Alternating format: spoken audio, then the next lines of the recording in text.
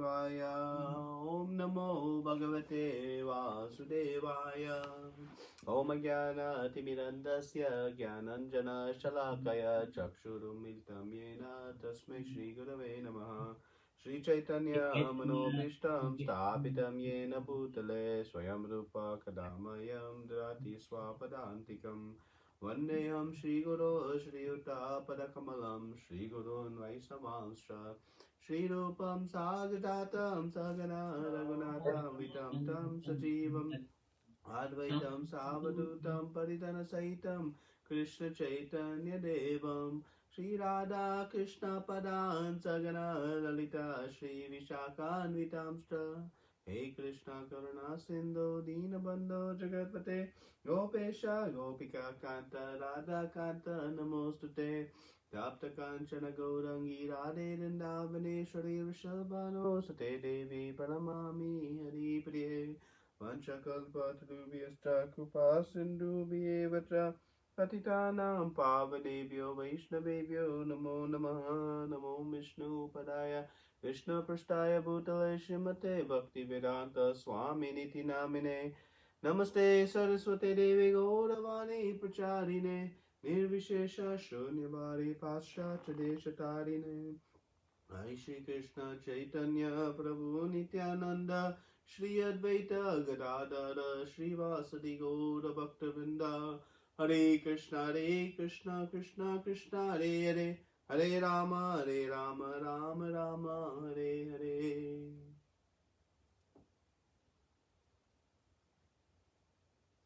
Hare Krishna everyone. So welcome to this continued Bhagavad Gita study. So now we'll be entering into chapter 5. The title of chapter 5 is Karma Yoga, Action in Krishna Consciousness. So we've continued to discuss this yoga ladder and speaking about the increase in knowledge as the predominant process for moving up the ladder. As one purifies and one acquires more knowledge.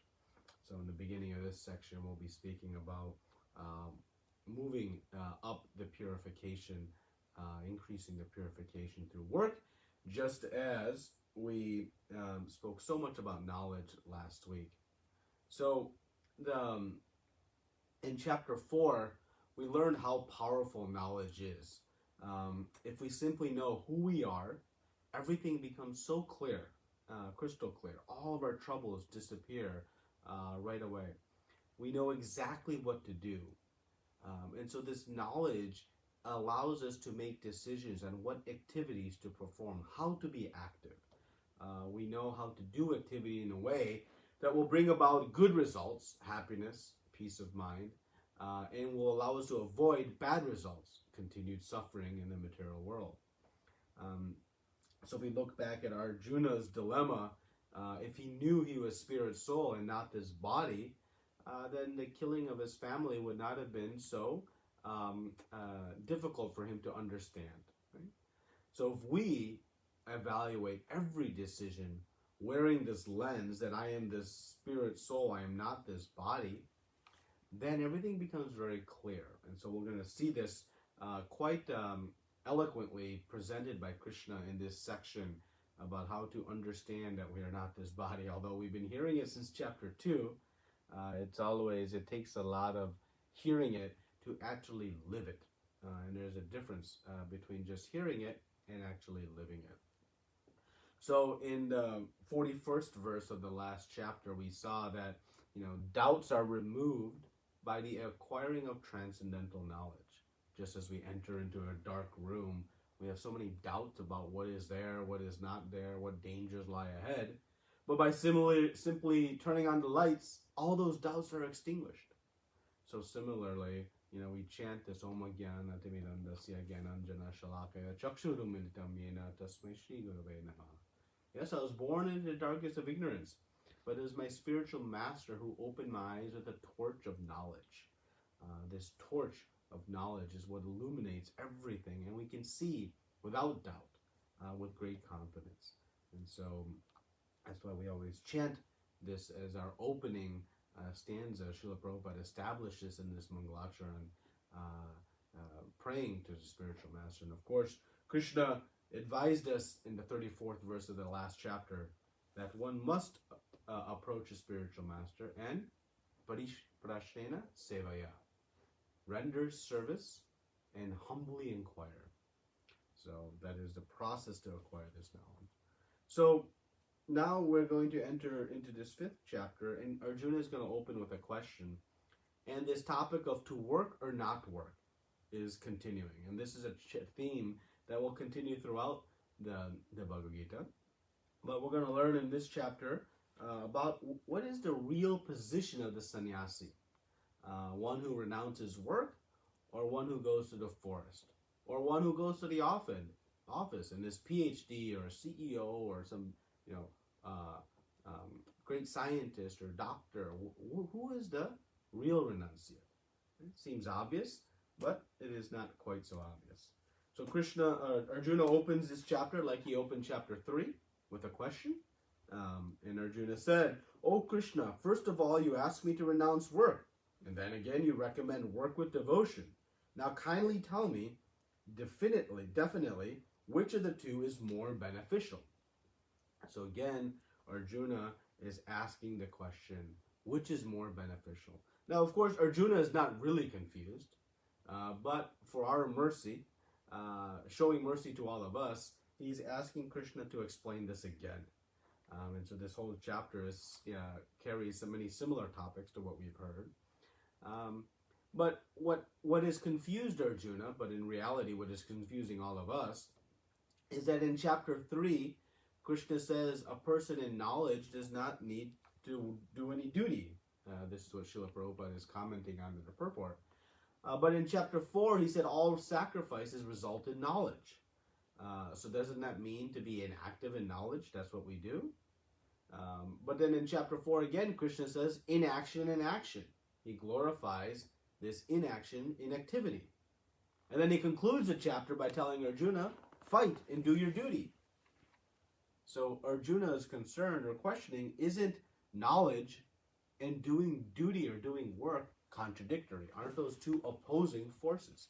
He is thinking jnana, knowledge, means to renounce work, and thus this knowledge and work are contradictory. So he's asking this question, are they different? Are they the same? How am I to understand this? Right? So he's trying to understand the meaning of renunciation in knowledge. Does it mean to work detached, or does it mean to actually renounce all activities? Right? Which is the better, to be inactive in knowledge or to be the detached worker? So he is asking, please definitely tell me which of the two is more beneficial. And he wants to know, is working while renouncing the results the same or different as renouncing work altogether? And Krishna is going to answer that coming up very, very clearly. So in essence, he has not understood the concept of inaction in action.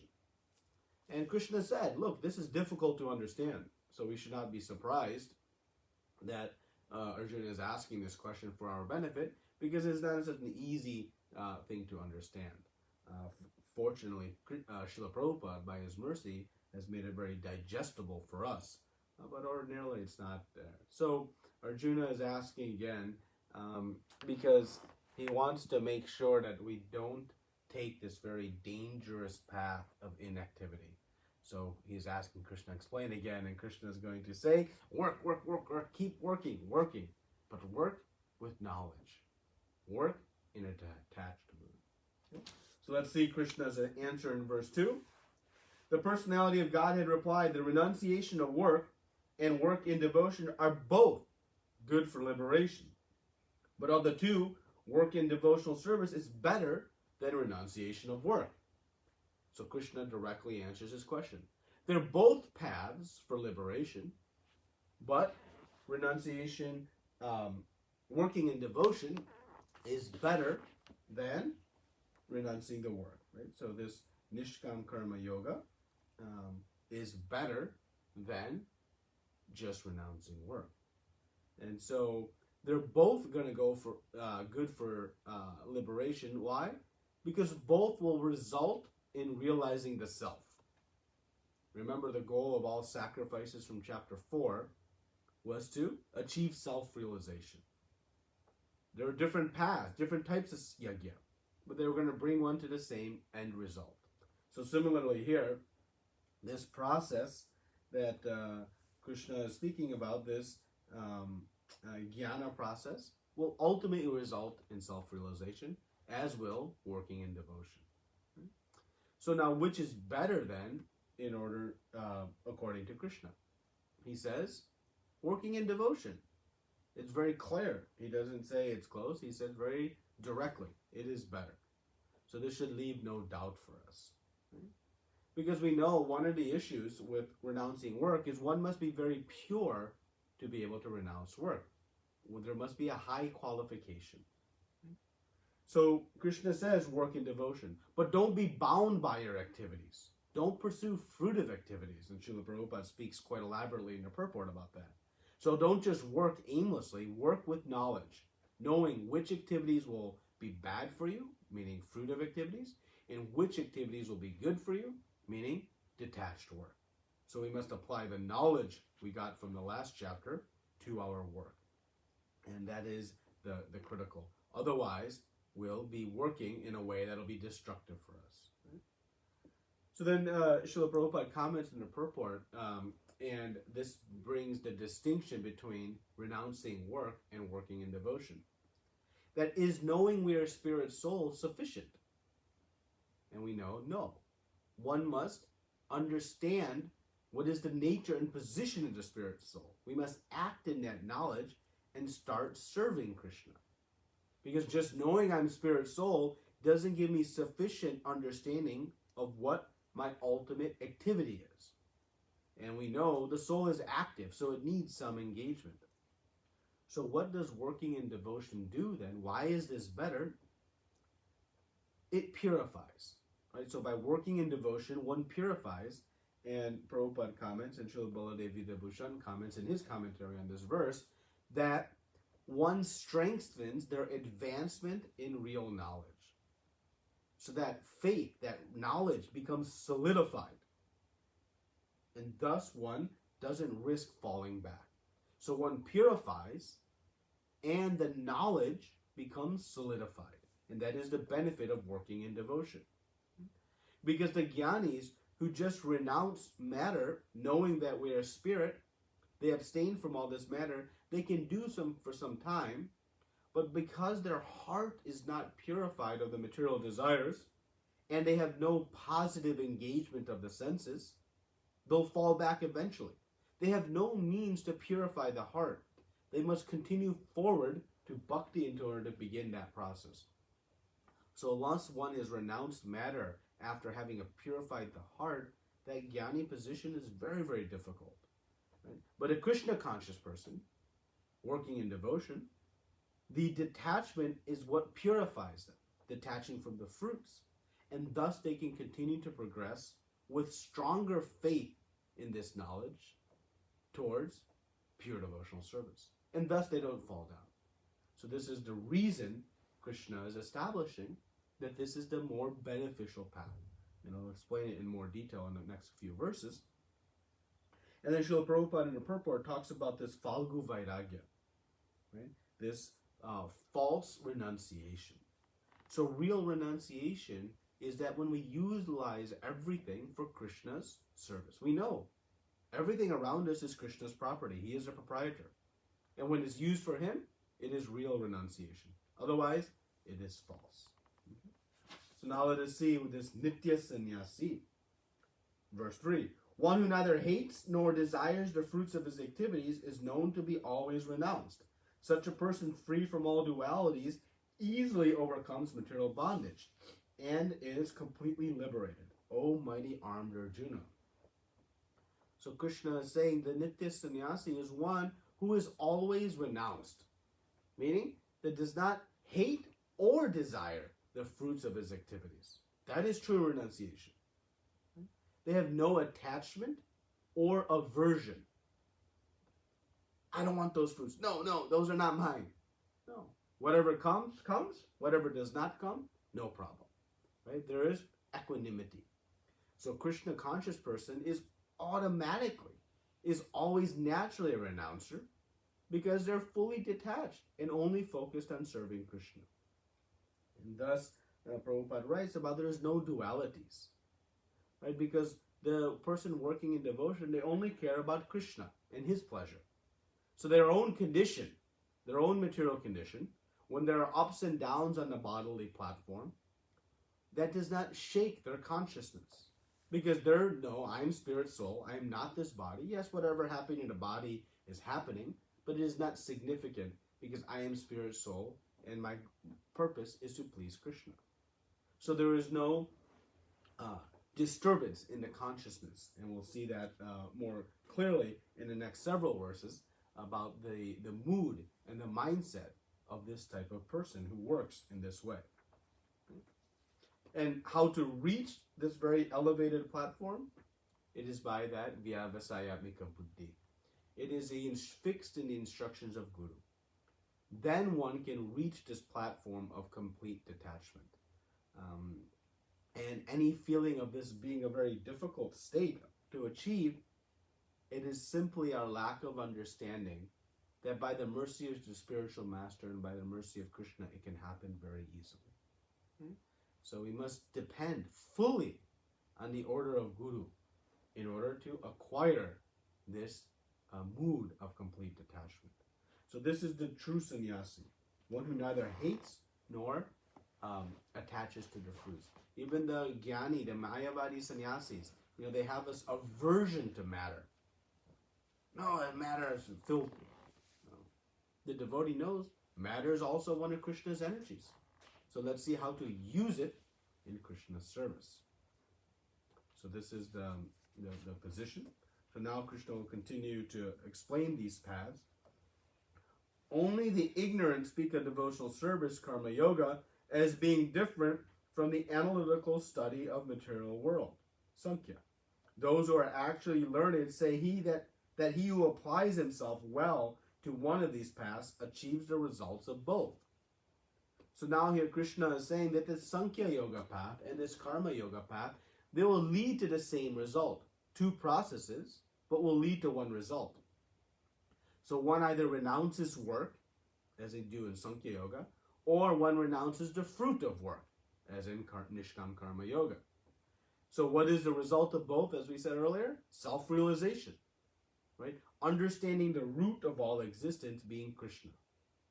So Srila Prabhupada makes this nice point that the Sankhyas find Krishna as the root. They understand ultimately Krishna as the root, while the devotee is serving Krishna. So one is, like we said, watering the root, and one is observing the root. But they come to the root cause of everything, and that is Krishna. So that's in the way we can say that they achieve the same result. But Sankhya Yoga is a two-step process. One has to first detach from matter and then progress towards attaching to Krishna. If it doesn't end in attaching to Krishna, that path will be unsuccessful. So it's a two-step. Detach from matter and then ultimately attach from Krishna. But the Karma Yoga or Bhakti Yoga process, it's a one-step process. By attaching to Krishna, one automatically detaches from matter. And so ultimately, both are going to detach from matter, but one does so by attaching to Krishna, whereas the other one is just in a dry interim state of detaching from matter. Right? And I think Borijan Prabhu gives the example of if I have a stone in my hand and I see an axe, I can either first drop the stone and then pick up the axe, or by picking up the axe, I'll automatically drop the stone. Both will lead to the dropping of the stone, but the means to do so is different. So the Karma Yogi, the Bhakta Yogi, attaches to Krishna and thus naturally detaches from matter, whereas the Sankhya Yogi is understanding we are not matter, detaches from matter, but has not yet attached to anything. So that's why Krishna is saying the results is the same, right? But Krishna has already said which one is better. So the paths are not the same, but the results are. And we'll see in a minute why they're not. He'll continue the same topic in the 5th verse. One who knows that the position reached by means of analytical study can also be attained by devotional service, and who therefore sees analytical study and devotional service to be on the same level, sees things as they are. So this is repeating the point of verse 4, that the goal of any philosophical research is to come to the ultimate truth, the ultimate goal of life, which is Krishna. So, and understanding my position as spirit soul. So self-realization, knowing who am I, who is Krishna, and what is my relationship, that is the ultimate goal. So both of the paths will lead one to that. Again, one through detachment and one through attachment. And in this Sankhya Yoga, one is analyzing the intricacies of the material world, realizes it is very temporary, finds out we're a spirit soul, and then detaches. So it's a step-by-step process. But the devotee, obviously, or certainly as we know and been discussing, by attaching to Krishna is again naturally detaching from all of the material world.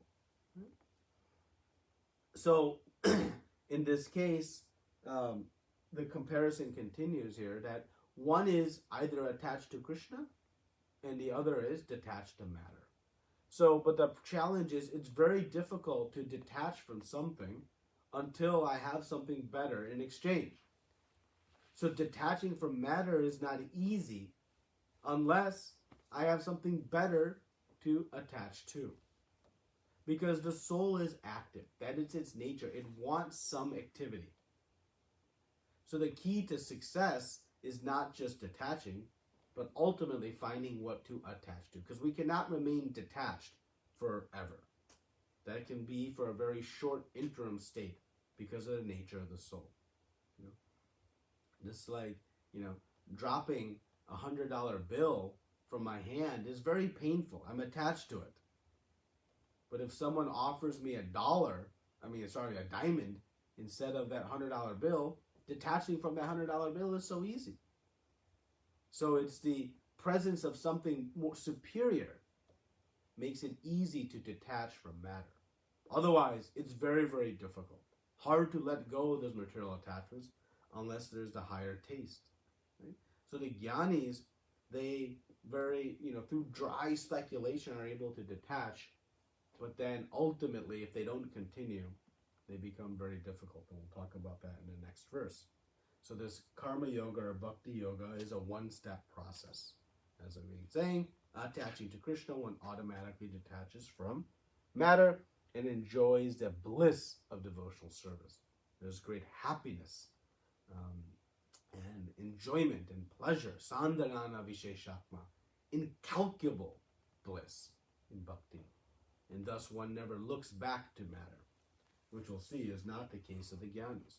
So, and just one other comment here, we see Srila Prabhupada using the term devotional service. And we may be wondering, well, why are we talking about still Nishkam Karma Yoga? Again, Srila Prabhupada is guiding us that this Nishkam Karma Yoga is an activity, but we ultimately want to come to bhakti. So by his great mercy, because Krishna is not going to begin speaking directly about bhakti for still another 2 chapters, he's guiding us that ultimately we want to come to this point of bhakti. So you may read in the verses, it speaks about karma yoga. But again, they're very close ultimately as one progresses very high in Nishkam Karma Yoga. So now the 6th verse. Merely renouncing all activities and not yet engaging in the devotional service of the Lord cannot make one happy. But a thoughtful person engaged in devotional service can achieve the supreme without delay. So here we get to the key. What is the only way to be happy? Not just renouncing matter. That will not make one happy. Just like if you become free of misery, that doesn't make you happy. I have a splitting headache. Well, just becoming free of that headache won't make me happy. It may make me happy relative to that prior moment, but then I'll need something to do to become happy. I need some activity. Just like the prisoner is dreaming and dreaming about being free from the prison house. But as soon as they're free from the prison house, they need some activities that will give them happiness.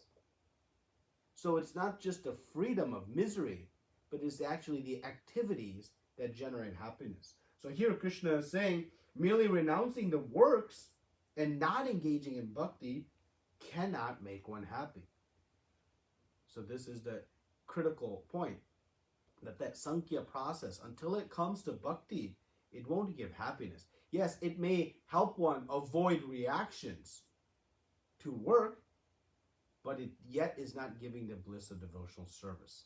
And that is very, very critical. Right? So this is the difference, and Srila Prabhupada speaks about in the purport about the Mayavadi sannyasi versus the Vaishnava sannyasis. The Mayavadi sannyasis are renouncing matter and engage in very dry speculation. And there is no service to Krishna. So there is no happiness. It is a very arduous process. Whereas the Vaishnava sannyasis engage in all kinds of activities of devotional service and automatically renouncing matter, using it all in the service of Krishna, and thus they experience great bliss and happiness. Right? So this is the critical point. So it's not a question, also this thing becomes now, which is safer, which is easier, and which is more practical. And then that is why we get now back to the point Krishna made in verse 2 of why he recommended work and devotion. So, the jnanis, they hope to move to bhakti after detaching from matter. But the bhakti yogi goes directly to Krishna. So the jnani can move to bhakti if they are very, very fortunate and they have the opportunity to meet a devotee of the Lord. Because it's only by the mercy of Krishna or his devotee that one can come to bhakti. So after detaching matter through so much difficulty, still one needs the mercy of the devotee to begin to engage in devotional service. So let's analyze each of these 3 points now. Why is it safer?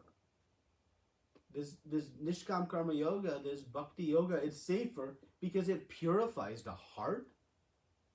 The jnani is at risk of falling as a victim to his material desires. Right? The jnani is not cleansing the heart. So if there are any desires that surface, he's in trouble.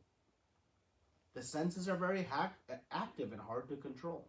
But the Nishkam Karma Yoga is taking shelter of a higher taste and gets the help of Krishna to help to control the difficult senses. Right? So he's purifying the senses through activity. And thus the chance to fall down is much less. So thus it is a safer process. Right? It's also easier because you don't have to try to control the mind and senses artificially. It happens automatically. By attaching to Krishna, automatically the senses and mind become controlled.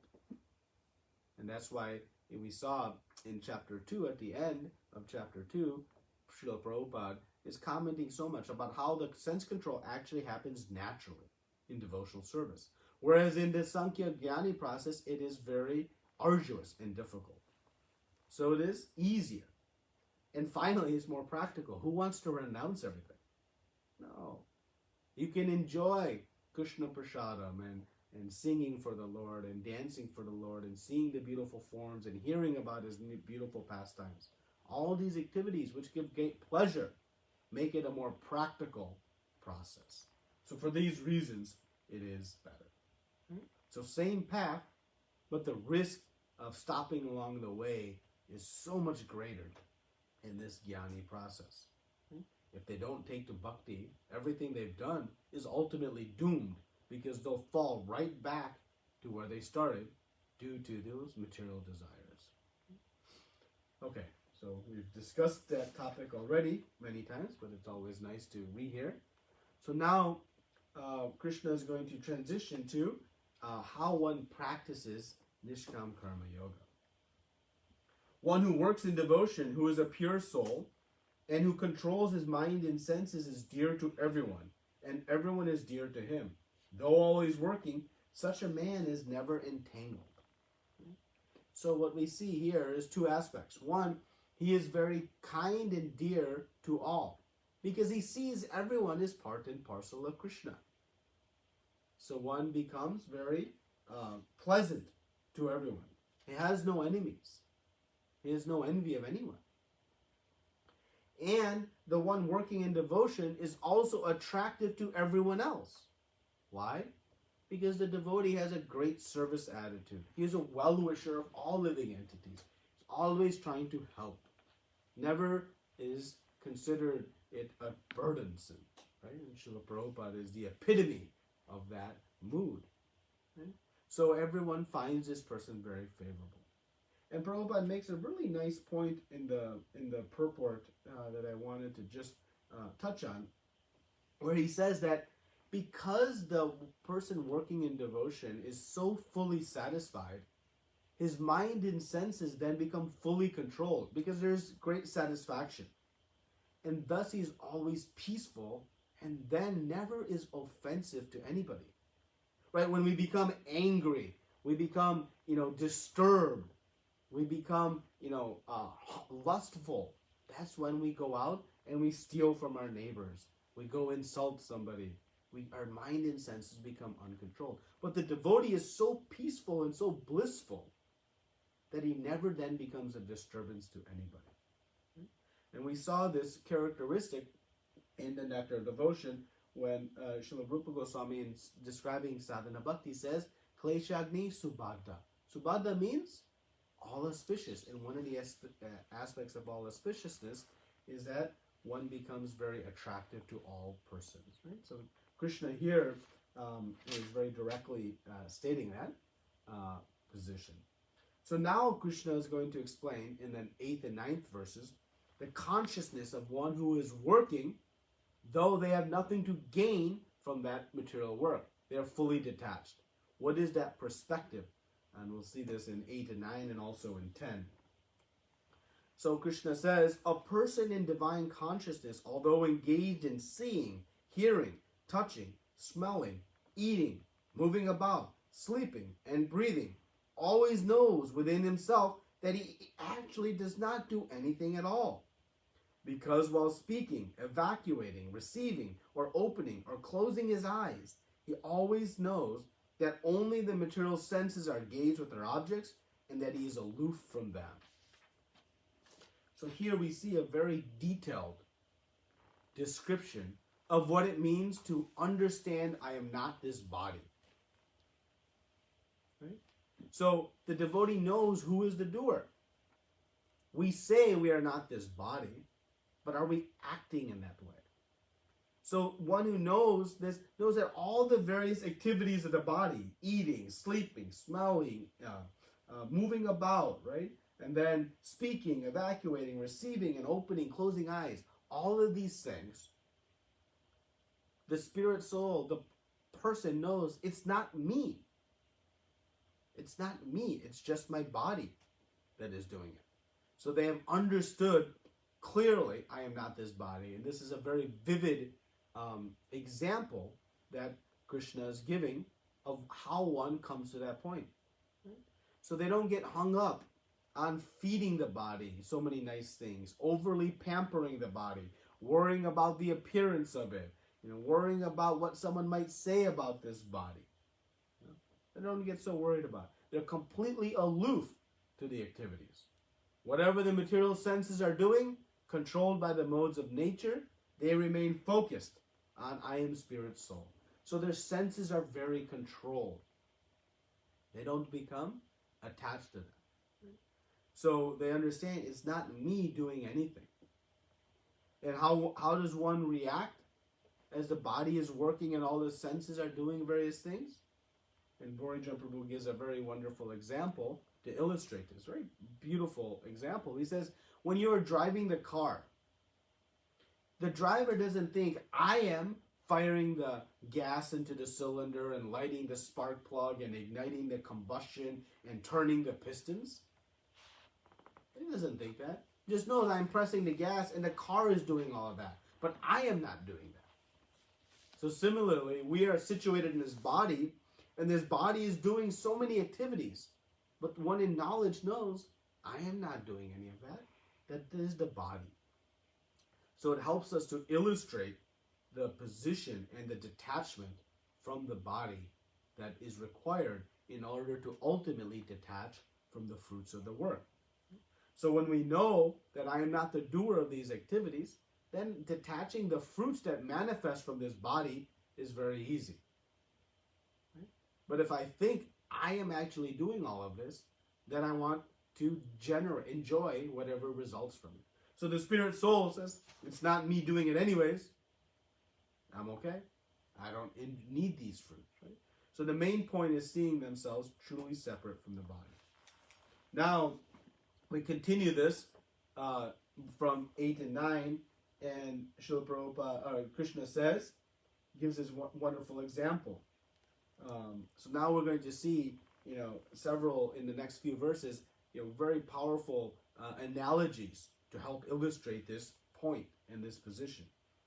One who performs his duty without attachment, surrendering the results under the Supreme Lord, is unaffected by sinful action, as the lotus leaf is untouched by water. So why are there no reactions to the Nishkam Karma Yogi? Because they're unaffected by all the activities. They're because of their detachment. An example is the lotus leaf. The lotus leaf is sitting in water, yet it is untouched by the water because of this waxy coated surface. So we may be in the material world doing all kinds of activities, but we are untouched by it because we are detached. This inaction. Right? So the mood is, I am spirit soul, I am this body, working, but I am aloof, transcendental to the body, not focused on whatever is happening here. So one knows that Krishna is even the owner of my body. And Prabhupada talks about that in the purport. That the property of this body is Krishna's. It's not mine. And thus one uses it in the service of Krishna. Because it's not ours. Right? That is the understanding of this person who is detached. It goes as far as to say, this body is Krishna's. It's not mine. So now why does one work then? If they're fully detached, they have no results to enjoy from it. It is not them who is doing it. Then why work? Why even do any activity? So Krishna will answer this in the 11th verse, because that may become a natural question for us. The yogis abandoning attachment act with body, mind, and intelligence, and even with the senses, only for the purpose of purification. So why we work, even though we completely have no care for the fruits of that work that the body achieves, it is to purify. What are we trying to purify from? The material desires. So this is what one does. We purify the material desires by working in an attached way, and when one does so, one becomes fixed in their Krishna consciousness. So the yogi works to cleanse the heart. Sarvopadi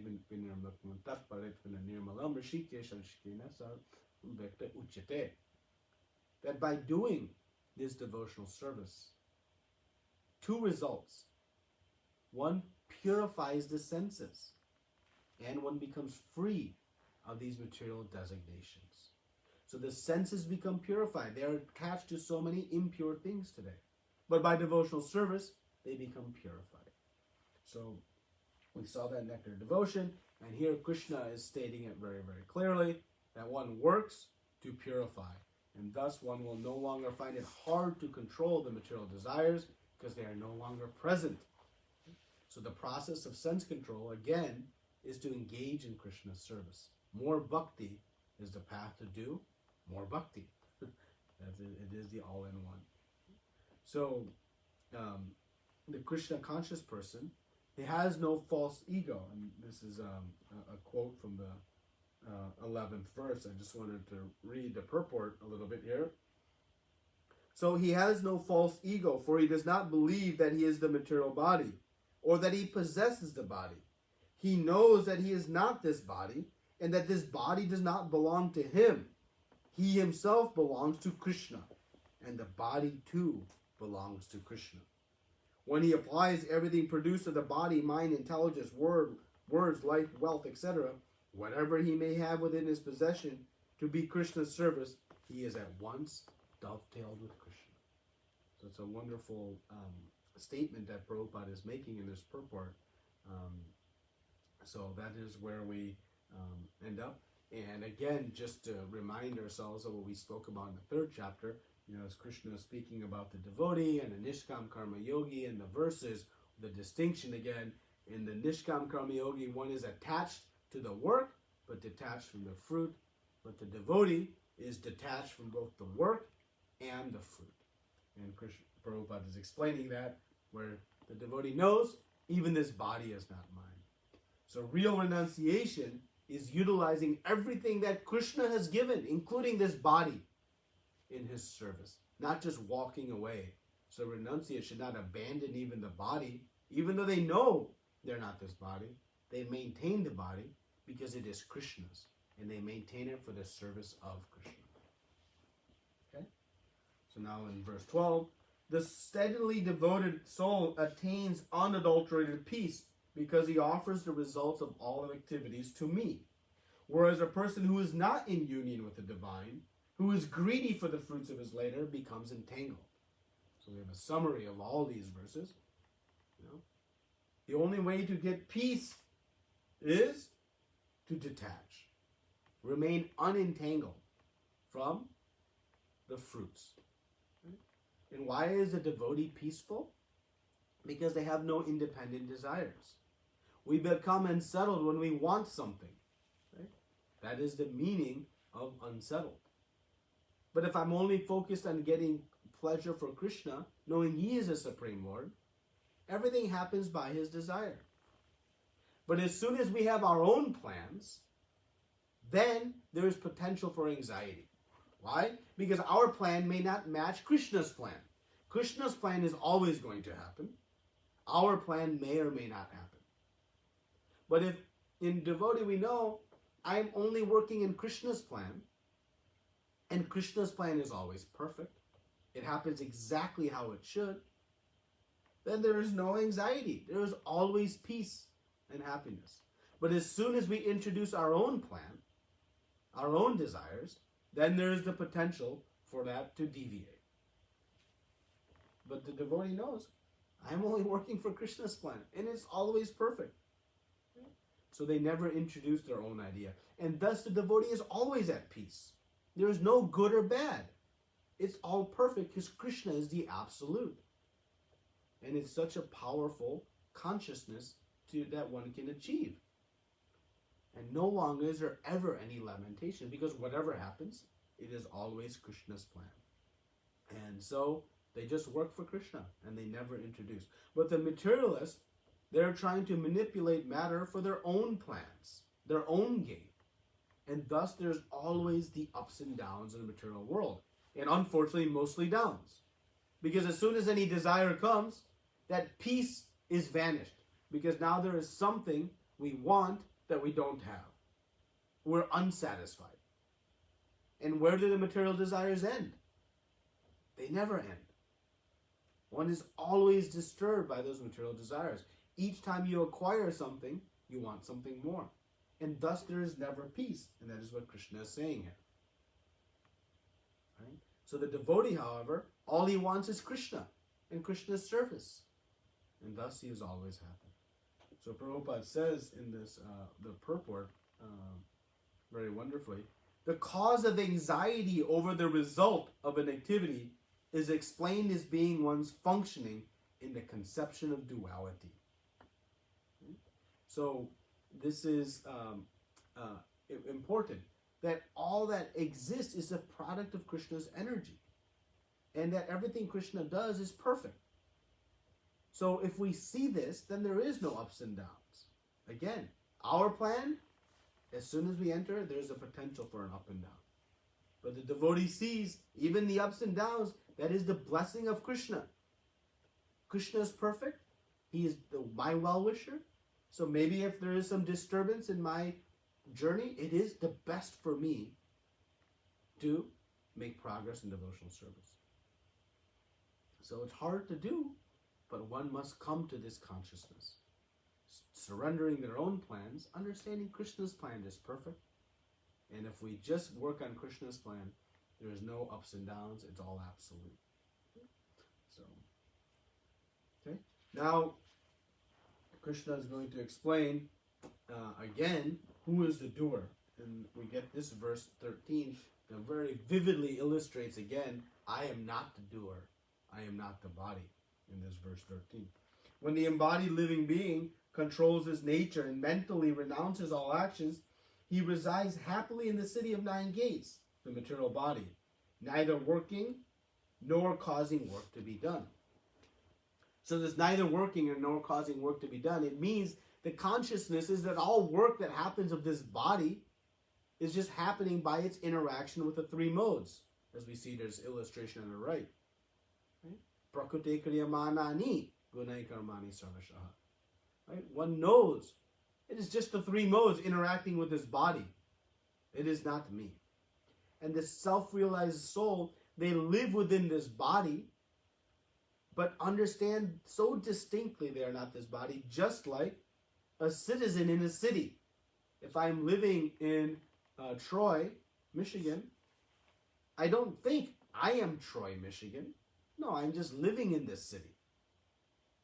As clear as it is to us that I am not Troy, Michigan, for this Nishkam Karma Yogi, that clear it is that I am not this body. So they view themselves as living within this body, a citizen within this city of 9 gates. And it's such a beautiful and powerful metaphor that Krishna is giving here for us to understand the topic he's been speaking since chapter 2.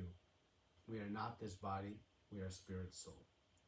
And so we can learn to kind of observe us as just being a resident within this body.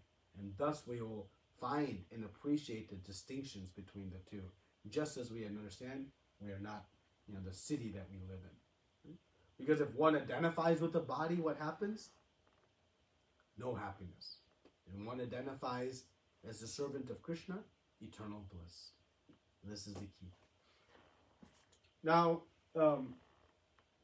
Krishna continues the understanding of this master of the city by saying, the embodied spirit, master of the city of his body, does not create activities, nor does he induce people to act, nor does he create the fruits of action. All this is enacted by the modes of material nature. So, how aloof one feels from the body, the Nishkam Karma Yogi doesn't think they create any of the fruits. Well, if I don't think I create the fruits, then it's not so difficult to attach to them. But because I think I create them, because I think I'm the body, thus I want to attach to them. But the Nishkam Karma Yoga says, I am not the body. The body is interacting with the modes and creating all these fruits. It's not mine anyways. Just as we drive in our car down the road and we see a business and the business is creating some products. We don't have any attachment to those because we didn't create them. Someone else did. Like that, the spirit soul doesn't create any attachment to the fruits when they understand as the master of the city of this body that they are distinct, aloof. So when one feels aloof like this, there is no attachment. It is very natural. But as soon as we identify with the body, then there's attachment. And this identification is born out of ignorance, right? Avidya. So, free from reactions when we detach. Right? And we see, and the Prabhupada gives the example here, the waves of the ocean are tossing him, and he has no control over them. His best solution is to get out of the water by transcendental Krishna consciousness. Right? So the material body is going to interact with the modes and toss us up and down, left and right. Just as a boat in the ocean is going to go up and down by the waves. There's nothing the boat can do. It cannot stop the ups and downs. It may be able to turn left, turn right, but it's going to be tossed in the ocean. But if you just lift that boat out of the water a few inches above the waves, now the waves are still going up and down, but the boat is steady. So what does the transcendentalist do? One lifts the consciousness beyond the body. Yes, the body is still going to go through its iterations, just as the waves are going to continue to go up and down. But the boat of consciousness is not at all affected. So the idea is to lift our consciousness beyond the body and let the activities of the body go. You know? One doesn't even try to stop them. Just let them continue. Because you can't stop the waves of the ocean. You can't stop the interaction of the body with the modes anyways.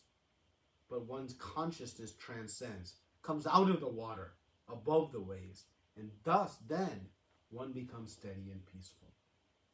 So another nice example that is given to us. Right? So now the question then becomes, well, who gets the reactions? If I'm not the doer, just the body is interacting with the modes, then I'm not the responsible, right? Why should I be the recipient of these reactions?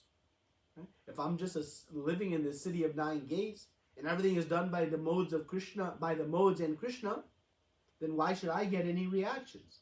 So this Krishna is now going to answer in 15. It says, nor does the Supreme Lord assume anyone's sinful activities or pious activities. Embodied beings, however, are bewildered because of the ignorance which covers their real knowledge. So here Krishna says, yes, that he is not the doer. Right? So how is, we are not the doer, we are not doing these activities with the body, but Krishna is not the doer either. So we go back to this topic we've discussed previously. Right? We are responsible because it is based on our desire that the body interacts with the modes of nature as arranged by Krishna. So our minute free will is that we can desire various activities. We can desire. And based on our qualification, Paramatma, hearing that desire, will execute it based on qualification. And Paramatma doesn't interfere with our desires. It remains neutral. Krishna remains neutral. Of course, when one becomes his devotee, he takes very special favor. But those desires is our independent free will. Very limited, but we can express those desires. Right? So Krishna is the one who executes based on our initial desires. But we are not the independent doer. An example Prabhupada would always give is the doctor wants to save everyone with medicine, but sometimes the patient is saved and sometimes not. So the doctor is not the independent cure. It is ultimately based on the sanction of Krishna. So similarly, based on our desires, some of them will be fulfilled and some of them will not be, according to our qualification. But those activities are carried out fully by the modes of nature. So we do then have responsibility. The modes carry out the activity, Krishna sanctions, but it all starts with our desire. And thus, we have responsibility. And Srila Prabhupada says, man proposes, God disposes. So we cannot independently do anything. And that is what we've understood already when Krishna explained to us in the 3rd chapter, Prakriti Kriyamanani, Gunai Karmani Sarvashahan Kara Vimudatma Kartahamiti Manyate. Right? But we are certainly the cause, the initial cause of the impetus for action. Right? And I think Boyjan Prabhu gives the example of lifting the weight also. Right? When a child is trying to lift a weight and is not able to, then the father comes and lifts for him. The child doesn't think, oh, I lifted the weight. Yeah. He knows, no. It is done by the mercy of Father. Right? So, but Krishna remains neutral. The father does not lift that weight until the boy desired and expressed a desire to lift it. So similarly, Krishna does not interfere with our desires. He does not force us. And thus, we are responsible and not him. So although we are not the doer, we are responsible. And this is knowledge. And that is why we must apply knowledge to our action. We must know that my eternal action, my eternal activity, is rendering service to Krishna. So in conclusion, the sannyas position, it is a state of consciousness. It is not a state of dress or reflective of how many possessions I do have or do not have. It is a state of consciousness, knowing who is the doer, knowing who am I, and thus fully renounced. Because when I know I am not the doer, when I know that the fruits of this body are just being generated by the modes and under the sanction of Krishna, and this body itself is Krishna's, then one naturally renounces everything for the pleasure of Krishna. And this is the position of a sannyasi. So it is not about dress, it is about consciousness. And thus, when we understand ultimately, we have nothing to renounce because Krishna is the proprietor of everything, including him in this body. There is no real question of renunciation. For the devotee, it already happens. You know? When I say that I actually give something up, if I believe I'm giving something up, it implies I actually am the owner. But the devotee says, it's not mine to begin with. Just like if I come to your home and I sit on your sofa, and then on my leaving I say, hey, I'm going to give your sofa back, you would laugh at me. It wasn't yours in the first place. So the devotee doesn't even have to try to renounce. They just know, wait a minute, it's all Krishna's anyways. And this is the state of mind that one achieves. And when one does, as Krishna says, then one becomes happy and peaceful. So this is the first 15 verses of chapter 5. Lots of verses we covered today. So a lot of things we've already discussed, looking at it in different angles. Again, Arjuna repeating the question so that it will sink into our brains. Okay? So Srila Prabhupada ki Jai, Ananta Koti Vaishnava Vrinda ki. Any questions or comments or discussion we can have?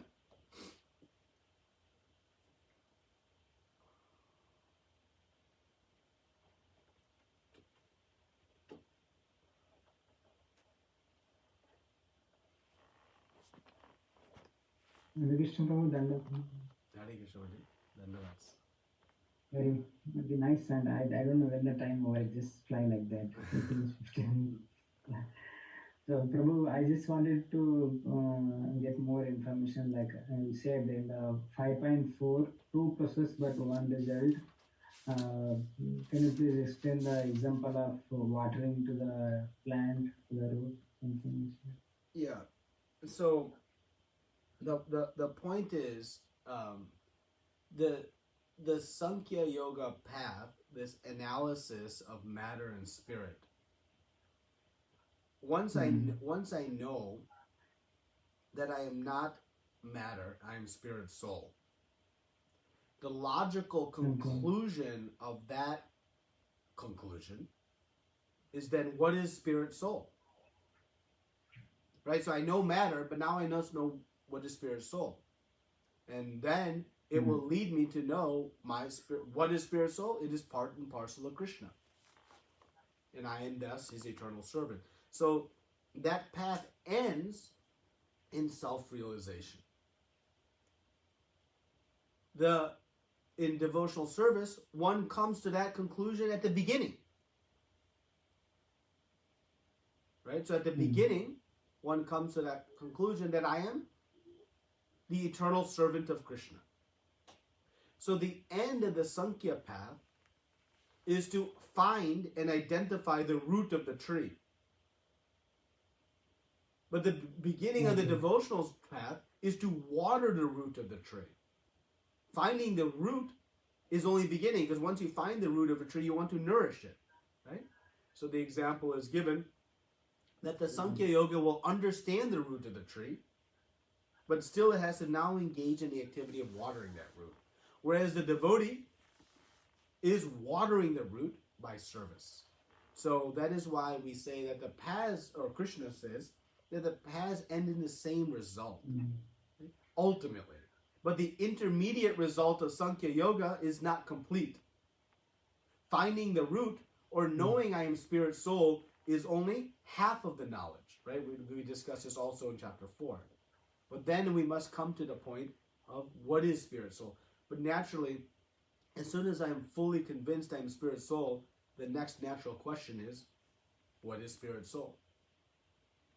So that's it's okay.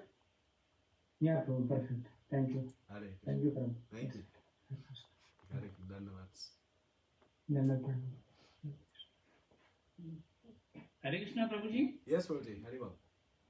Dhanavad Pranam, Prabhuji. Dhanavad. In the beginning, you did mention, you did talk about Vyavasayatmika Buddhi. Can you please expand that a little bit, Prabhuji? Tell a little bit more about that.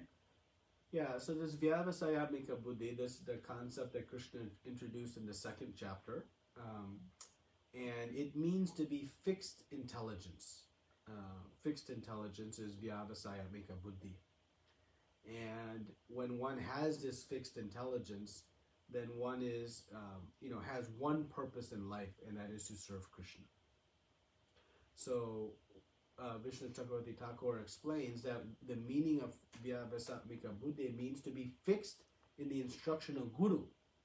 Because the instruction of Guru is to guide one in serving Krishna. So, the point when I introduced it here was that this idea and this to develop this understanding, this very clear consciousness that I am not this body, I am spirit soul, I am not the doer.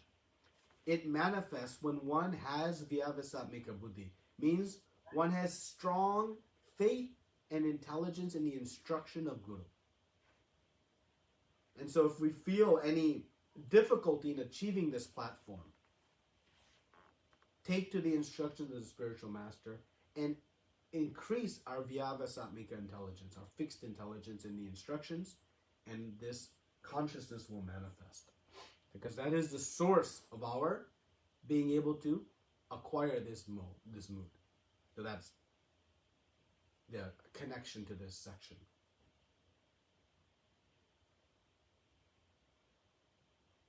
Wonderful, Prabhuji. Thank you. Hare Krishna. Hare Krishna. Thank you, Prabhuji. Hare Krishna, Prabhu. Yes, Prabhuji. Hare Krishna. Prabhu, if all my reactions are going to happen as per my past karma, is Krishna is giving a medicine for us, or he is just pacifying? Yeah, it's a good question. So, if all my karma is going to create these reactions, is he just explaining it to us and making sense of it, or is he actually giving us any cure? I think that's your question, right? Yes, Prabhu. Yeah. So he's giving the ultimate cure, because he says at the end of Bhagavad Gita, Sarva dharmam parityaja mamekam sharanam vraja aham tvam sarva papebhyo. He says, I will take all of your sins. How? Sarva dharma. Give up all other dharma. And just surrender unto me, mamekam. If you do that, that is the ultimate cure. As the doctor tries to take all of the viruses out of the body, Krishna, as the supreme doctor, is willing to take all of the sins and all future reactions away. How? Just do devotional service. So he is giving the ultimate medicine, and the benefit of doing devotional service is not just the freedom from past sins. It is the experience of bliss and happiness, because that is the nature of the soul. So one does bhakti not to become free from sins, but because that is the activity, the only activity that actually gives us happiness, because that is our constitutional position. And it comes to the point where the freedom from sins becomes just a byproduct, but not the motive. The motive is, let me find the activity that actually will give me, peace and happiness. And thus Krishna said even in this section, right, just renouncing the work is not going to give happiness. One must engage in devotion to the Supreme. But yes, Krishna is giving the medicine, the freedom from those reactions in the end of Bhagavad Gita. But that happens by rendering devotional service. Did that answer the question, Prabhu? Okay, Prabhu, sure. Thank you, Prabhu. Right. Anything else?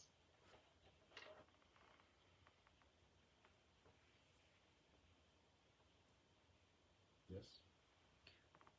John is asking, how does one transcend out of the water? So, John. Okay. Hi, John. Thank you for your question. So, how does one transcend out of the water? That's a great point. So, one is not, again, physically transcending out of the water, but one's consciousness is transcending to a higher platform. And that higher platform is the spirit soul. So, the example we can use is, I'm driving in my car. Well, I am the driver, and the car is the car. They are two and distinct. Similarly, I am spirit soul, distinct from this body. So when the driver is driving their car, and somebody insults the car, someone with some reasonable intelligence doesn't feel bad. They think, well, I don't know. They insulted the car, not me. I'm the driver. I'm independent of the car. Or the car is hit by a stone. The driver doesn't say, ouch. It says, okay, the car was hit by a stone. No big deal. It's still working. Sufficient. So the driver understands that what's happening to the car is distinct from me. So similarly, the devotee, there are going to be various activities that affect the body. I'm walking down the street and someone says, you're ugly. Well, he's calling my body ugly. I'm not this body. So my consciousness is not affected. I do not become upset or saddened. I have transcended. I've come out of that water. So the water is all of the activities of the body. And the body is going to go through so many ups and downs. But my consciousness is, well, I'm not this body. Just as I'm not the car, I'm not going to let the disturbances of the body affect my consciousness, because I am on a higher platform. I'm the spirit soul. But it doesn't mean that the driver ignores the body, the car completely. No, you have to fuel the car, you have to maintain the car, because the car is a vehicle to achieve certain things. So an intelligent driver also takes care of the car, but doesn't associate its happiness with whatever happens with that car. Its happiness is on a higher platform. So the devotee cares for the body, takes care of the body, knowing it is Krishna's and a vehicle to serve Krishna. But the ups and downs that happen through the modes of material nature doesn't affect the consciousness. So one remains happy and blissful, whether the body is having a good day or a bad day. Because the soul knows, I'm just living in this body, just as a driver is just driving the car. So that's what we mean by transcending the consciousness. Thank you for your question. Nice question. Any other comments or discussion today? Hare Krishna Prabhuji, Dhanapranam Prabhuji, all glories to Srila Prabhupada Guru. Hare Krishna. Very wonderful lecture. Thank you so much, Prabhuji. Could you explain a little bit about the 5.9 part, please? In the beginning part, I understood, but then I don't know, it got lost somewhere. And 5.12, where we are talking about the Krishna's plan, that part also, if you could explain these two for now. Thank you. Yeah, so 5.9, and you mean specifically 5.8 and 9, or specifically the second part of that verse? Yeah, the second part, exactly. The second part verse. Okay. So what's saying here is that there are different activities. At least let me explain 8 to lead into 9. So 8 is, there are various activities of seeing, hearing, touching, smelling, eating, moving about. And then there are different, somewhat the same things, speaking, evacuating, receiving, opening, and closing eyes, knows that these senses are engaged in all these activities. So the body is performing so many different activities. We have the sense objects, we have the working senses, we have the different, constituents, we have the mind. So all of these things are interacting to create various activities. But the living entity sees that I am distinct from it. Just as a driver knows that there's a gas tank, there's a gas line, There are cylinders, there's a spark plug, there's a combustion chamber, there is a piston, there is a wheel, there is a transmission, all these, there's so many different parts and so many different things working, right, to make the vehicle move. Like that, there are so many different aspects of the activities of the body. But all of that, the devotee is aloof from. Doesn't associate that is me. So when we say aloof, it doesn't mean that they don't acknowledge it's happening, but they just think that is not me. They understand it is distinct, right? So that is the real point of verse 8 and 9, and that's why when there are various activities happening of the body, one doesn't become attached to them. One is not affected by them. And then that's why Krishna then leads to the next verse, which is just as the lotus leaf is in the water, but is unaffected by the water. Similarly, in this verse 8-9, the body is within the material modes and being tossed around, but one can remain unaffected by it. And what do we mean unaffected by it? Because one sees this, all these activities as not being them, they don't attach, and thus there's no reactions. And so the activities are going on, but there's no reactions. And that brings us back to chapter 4, that is inaction. So there's all these activities, but there's no reactions, because the spirit soul, the master of this city of 9 gates, realizes it's not me, and thus there's no attachment. So that is kind of the steps in how that happens. In terms of Krishna's plan and how one finds peace. So Krishna's plan is going to happen no matter what. He is the supreme controller. He is the absolute controller. As soon as we renounce our own plans and we just go with Krishna's plan, then there is no potential for anxiety or distress, because everything is happening. When my plan becomes Krishna's plan, then actually everything is happening what I want. So then how I can be unhappy? But as soon as I have my own plan, there is the potential for that to differ from Krishna's plan. And we know when it differs, when my plan doesn't manifest, now I'm unhappy.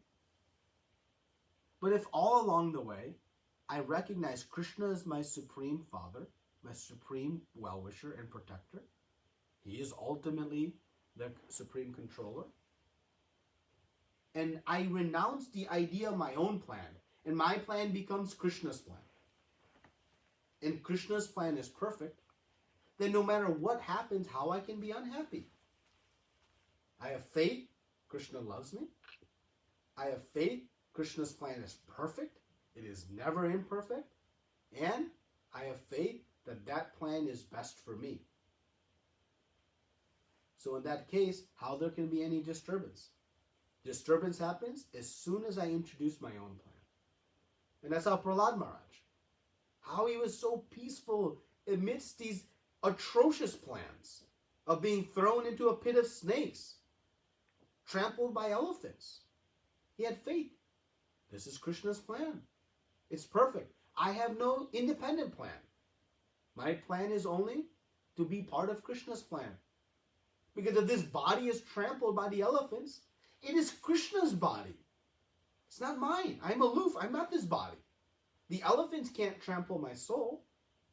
So if Krishna wants this body trampled, why he shouldn't have the right? He is my lovingable Lord. Let him trample this body. He must have some better idea. I am immature in my thinking. I may think the trampling of my body by the elephants is bad, but Krishna knows everything. He is supreme. So, let it be. But when we introduce our own ego, wait, I know more than Krishna. I want it to happen this way, even though Krishna wants it to happen that way. All of a sudden, I think I know something. Just like when child and father. When child develops their independent plans, there is conflict in the house. But as soon as child works according to father's plan, everything is blissful. There is never any disturbance. But child thinking, I know more than father, then happens conflict. So that is the understanding of Krishna's plan. And we work to make our plan surrender to Krishna's plan. And we should do that with great faith and confidence that actually Krishna is only going to see the best for us. And Prahlad Maharaj saw only the best, even in those difficult times, because he had faith in Krishna's plan. So is that okay about that? That's what I meant to discuss in that section. Yeah, thank you.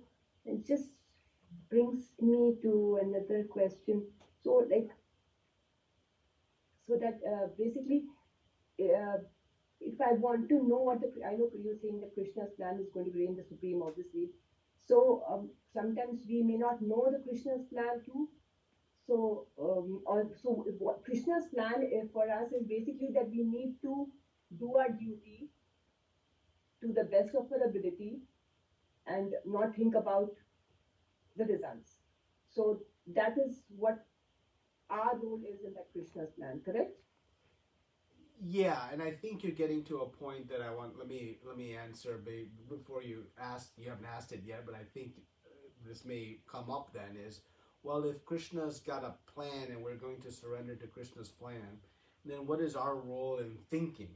What is our role in planning or analysis or that, right? Like, what is our position? So that is a very good. So let me give a very practical example. We have a festival coming, right? And we have a nice festival of Krishna's coming, and one who's guiding us asks us, please, can you participate and help in planning this festival? Now, what to do? Well, we have to do Krishna's plan. Well, what is Krishna's plan? So, to the best of our ability, we make the best plans we can.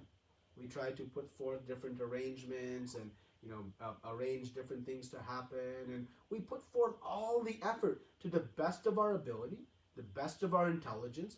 Krishna has given us intelligence. We should use that intelligence for Krishna. So I'll think how best we can make this as perfect a festival as possible. And we should put forth great effort and analysis and assessment and everything.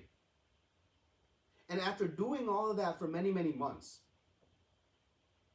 then the festival comes. And everything we wanted to happen did happen. Everything we had hoped had happened did happen. We should be extraordinarily blissful. And we should think, oh, thank God. Because whatever plans I was doing, clearly Krishna didn't want those, but thankfully he saved it and did it his way. Oh, Krishna, thank you. You are so merciful. But what do? What I wanted didn't happen. And we become frustrated. But instead, we should think, wow, Krishna, you are the best. You wanted it to rain, and it rained like crazy. I was thinking it would be better if it didn't, but thankfully you brought heavy rains. So we still do our effort. We still put forth our maximum ideas, what we can do, always under guidance and direction, working under ultimately the order of Krishna and Guru. But then have faith that whatever happens, that is what Krishna wanted. And then we can learn from that. As we see things manifesting, I wanted to go this way, went that way. Maybe next time I should think how to make that happen. Because clearly Krishna wants that. But don't worry, Krishna will throw you a curveball, and then the next time the opposite will happen. What's he doing for us? It is the best blessing. He's teaching us. Detach. Don't worry. I am in control. You just do your part. And that's why he tells Arjuna, you be an instrument in my plan. Right? So when we say surrender our plan to Krishna, that doesn't mean we just put our hands up and do nothing. Not inertia. We don't think. We don't come up with ideas. We don't analyze. And use the intelligence Krishna is giving us. Use everything Krishna has given us. And do the best we can. But then when that whatever happens, no, that was the best, even if it didn't happen exactly what we thought. So that is practically how we surrender ourselves to. Because when we do it that way, actually, where is the scope for any dissatisfaction? It's always bliss. It's always happiness. But if we attach to what we thought was best, then there is potential for dissatisfaction.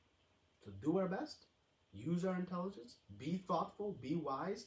Srila Prabhupada made so many plans for ISKCON. So many plans. Some of them worked, some of them didn't. It didn't stop him using his intelligence. He dreamt big and handled the small. But ultimately, he was surrendered to Krishna's will. So don't let inertia or lack of thought creep into this. But don't let our thought ever think we know best. So we have to carry both together. So is that? Just one last question. I know you. Thank you so much. Clarifying. Sorry, I'm asking this so many questions. No, it's perfect. So, for example, in the same follow-up of that, like you were saying about the event, right? If it doesn't happen, okay, Krishna, that was your plan. So wonderful. My plan was obviously, I mean, what I was thinking, you are doing was much better than what we thought, and that's the best plan. But, for example, if the results come, now when the results come, we know that obviously we are not the ones who did anything about it. It's Krishna who made it happen. So can that mood at that point of time, can we be just happy, not for the fact that we did it, but the fact that, oh Krishna, now you must be so happy with this result, though he is self-satisfied. He doesn't need anything to make him more happy. He's always self-satisfied. But to kind of develop some kind of relationship with Krishna at that point of time, can you say that, wow, Krishna, now you must be so happy seeing these results? Can we say that? Or then again, are we doing the wrong thing at that point of time? No. Remember, detachment, we don't want to become stone-like and emotionless, right? So this idea of detachment isn't to become stone-like. So yes, we should be happy, but on one condition. Okay? I'll give one condition. That when that happens and things go extraordinarily well, we should be very happy for Krishna's happiness. But on one condition. Okay? You can hold the condition. When it doesn't go according to our plan and it goes according to Krishna's plan, we should be equally happy. We should have happiness in both. Because it's absolute. Krishna's absolute and perfect. So yes, when things go swimmingly well and extraordinarily well, we should be so ecstatic and blissful that Krishna was pleased. And so many people came and experienced the mercy of Krishna and were swimming in nectar of ocean of bliss, and now are becoming inspired to become Krishna conscious and will take to the process of chanting. And yes, we should be so happy that more of Krishna's children are being connected to him, and we should enjoy that to the utmost on one condition. That when it doesn't go exactly that way, we should also be equally happy. Wow, Krishna is so perfect that he had a better plan. He thought this was the way it should go, and he's so sweet, and he must have enjoyed so many things because only a few people were there, and they were having intimate association with him, and they were showering the rains of his love through physical rains, and see how the devotees were carrying on despite so many difficulties, and the power went out, and it was so amazing to see how the devotees were undisturbed in their service to Krishna. It was so sweet. So we can have bliss in both, not in one. Because as soon as we have happiness in one and not in the other, we have some attachment to our own ideas. So we should see the greatness in all of Krishna's plans. Now, when we don't see it, when things don't go exactly, that's when we take shelter of devotees. Say, okay, why did this happen? And then we'll celebrate together that the greatness. So that is the mood we want to, because again, in that case, in all cases, there is great bliss. So detachment doesn't make us stone-like, doesn't make us emotionless. Yes, we should enjoy Krishna's successes. We should be happy to see Krishna happy. And I often speak about this, but this, in Chaitanya Charitamrita, this principle is so exquisitely explained, and it's the last verse of Shikshashtakam. I am happy whether Krishna makes me broken-hearted by not being present before me, or if he handles me roughly by his embrace. Because I am unconditionally his devotee. Unconditionally. If Krishna's plan is for him to be served by somebody else and not by me, I am happy. So much so, I'll go assist that person in serving Krishna, if that's his plan. Unconditionally. And so that mood we carry. So yes, we should have great experience of bliss and happiness in serving Krishna in all circumstances. In the last part which you mentioned, I think that's the mood of the Radharani, Canto 10, I think the one which you've been talking. Yeah, it's So, last chapter of Chaitanya Charitamrita. Yep. okay then. So basically, till you develop that kind of elevated mood, when the results don't happen, can we just fake it till we make it? Is that possible? Why not? But we should try to understand it. So the best thing to do is, how do I understand the greatness of this seemingly disaster? Right? So something doesn't go the way we want, and it seemingly, externally seems like, man, everything went backwards and everything was not proper, right? So then let's try to understand it. Maybe seek guidance and understand, because what that does is it gives us faith in the plan of Krishna, and it gives us strength to understand it, and actually gives us the sweetness of what happened. So yes, you can fake it, but also analyze it, understand it, try to develop the finger. Why? Okay, how I can see goodness in being trampled by elephants? How I can see good? Let's think. And if we think, just take a step back and think, it'll come to us. And that is what the association of great devotees, and again, I've spoken on this in the past, but my own personal experiences in some of the different festivals, particularly Lord Jagannath's Rath Yatra Festival, after being slapped around and slapped around and slapped around, it's great. It's great. Have understood that. So, yes, fake it till you make it is a principle, but don't be a pretender. Just inquire and try to understand how we can see the goodness in this situation. Okay, Prabhuji, thank you so much. Hare Krishna. Hare Krishna. Hare Krishna Prabhu, from very nice questions and nice answers, Prabhu. I'm enjoying it. So I left one just marker for the rest, Prabhu.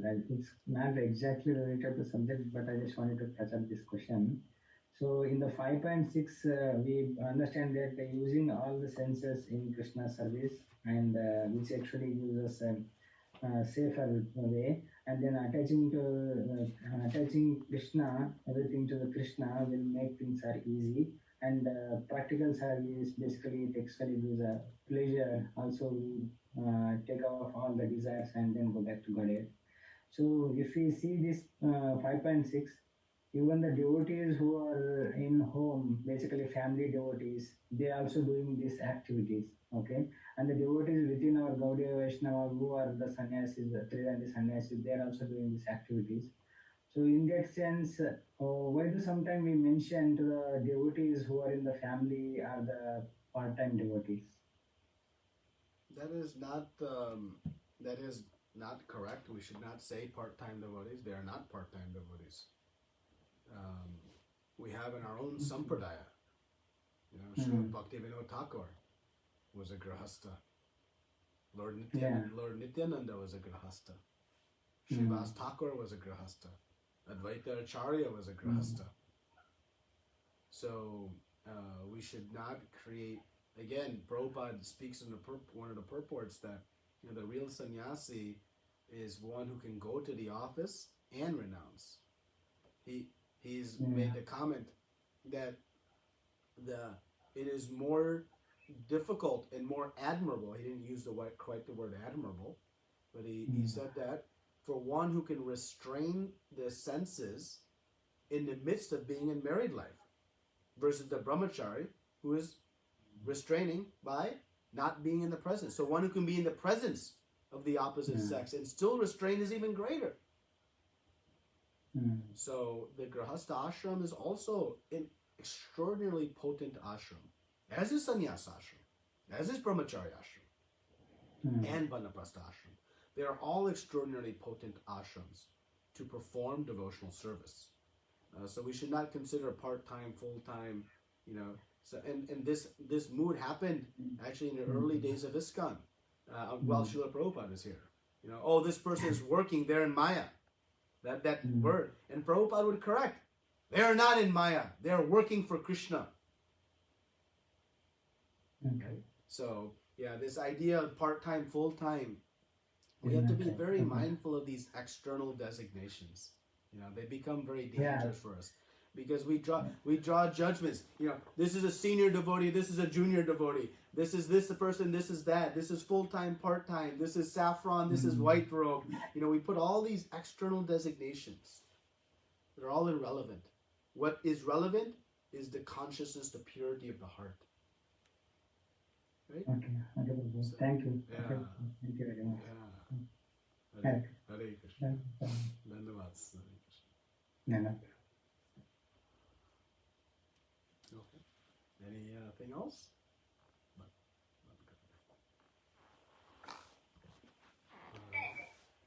Hare Krishna. Yes, Prabhuji. Hare Krishna, Prabhuji. Sometimes we get demotivated.